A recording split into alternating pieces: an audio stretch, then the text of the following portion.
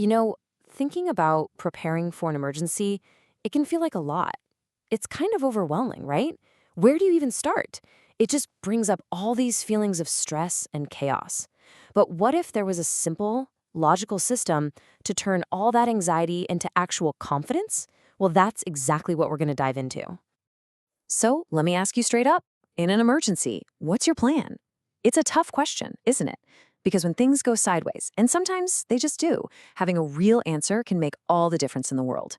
For a lot of us, if we're being honest, the answer is probably, I'm not really sure. And that's okay. That's what we're here to fix today.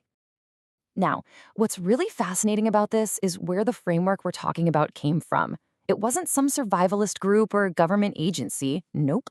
It was developed by Virtualization Options LLC, a technology research and advisory firm based in Colorado. They basically looked at family safety like a complex tech problem and applied logic and process to it, creating this incredibly clear step-by-step program that pretty much anyone can follow. So here's our game plan. First, we're going to touch on the psychology of it all, why we fear chaos. Then we'll break down the PACE program itself.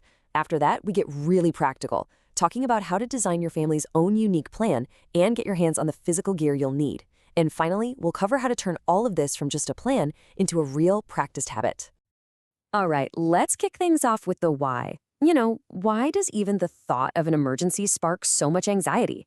Well, it really boils down to that feeling of losing control.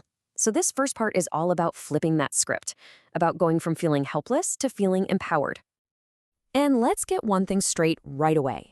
This is not about obsessing over doomsday scenarios. It is the exact opposite. It's all about taking proactive steps so you can handle the unexpected with confidence. A good plan literally transforms that raw fear into a sense of control, a feeling of agency. And you know what? The perks go way beyond just being ready for a crisis. Having a plan gives you peace of mind right now. It makes your family more resilient, improves how you all communicate under stress, and get this, the very act of planning this stuff together can actually bring your family closer. You're not just making a plan, you're building a team.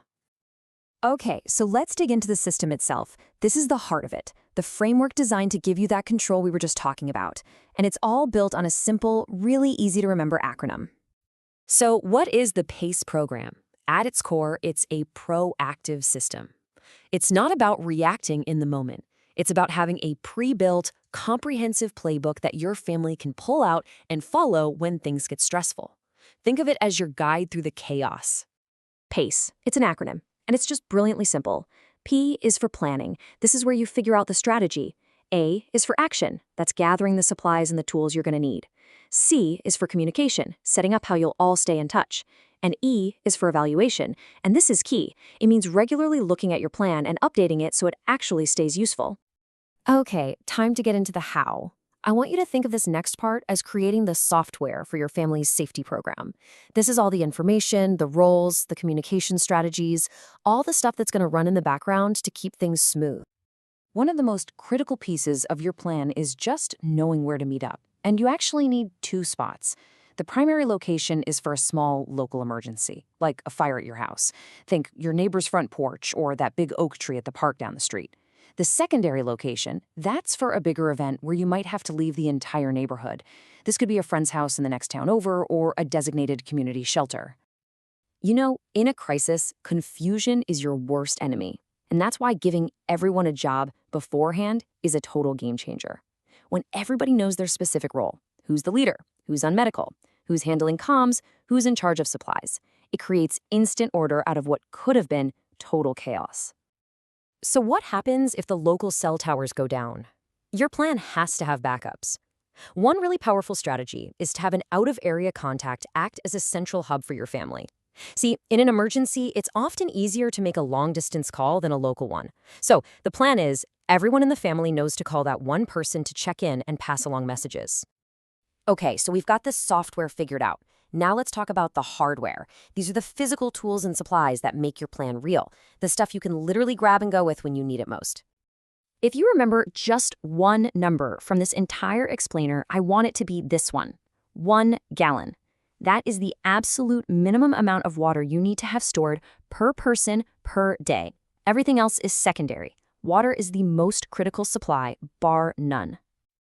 Every single family should have what's called a go kit or a bug out bag. So what's in it? The absolute essentials. A good first aid kit, at least a 3-day supply of food that won't spoil, and water, things for light and communication like flashlights and a radio, and something people always forget: cash and copies of your important documents. Trust me, when the power's out, cash is king. And please, please do not forget your pets. They are absolutely part of the family and they can't prepare for themselves. They need their own little go kit with their food, water, any medications they're on, and proper up-to-date ID. You have to have a plan for them too. We're almost at the finish line. You've designed the software, you've assembled the hardware, but look, a plan that just collects dust in a binder is pretty much useless. This last section is all about making preparedness a living, breathing part of your family's life. A good PACE program needs a little tune-up now and then. At least once a year, you should review the plan together. Check your supplies. Has any food expired? Do the batteries in the flashlights still work? And most importantly, you have to run practice drills. Walk your evacuation route.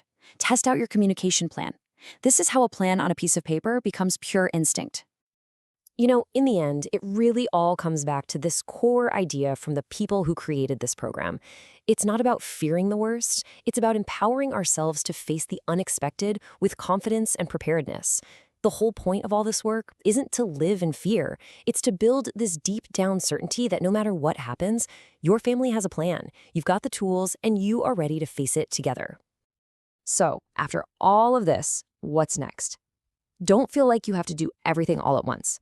That's the surest way to do nothing. Just start. What is the very first small, totally manageable step your family's going to take? Maybe it's just deciding on your primary meeting spot tonight at dinner. Or maybe it's just adding a case of water to your grocery list. Just take that first step.